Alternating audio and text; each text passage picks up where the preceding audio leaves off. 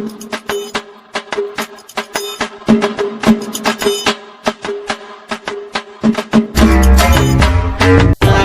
চেয়ারম্যানের একদিন, আমার যে কয়দিন লাগে। রাস্তা সব ভাঙা ভুঙ্গা, একদম অবস্থা খারাপ। রাস্তার মধ্যে 3-4 বার পল্টি মারছি গাড়ি না। এই চেয়ারম্যান সাহেব, কেডা? রাস্তা দিয়ে 3-4 বার গাড়ি লয়ে পল্টি মারছি। রাস্তাঘাট ভাঙা ভুঙ্গা, অবস্থা পুরা খারাপ। এই চেয়ারম্যান সাহেব, রাস্তা কি ঠিক করবেন নাকি আমি কোনো ব্যবস্থা নিমু? তুই তো চেতস কে? এই যে নে ধর, টাকাটা নে ধর, আর দে।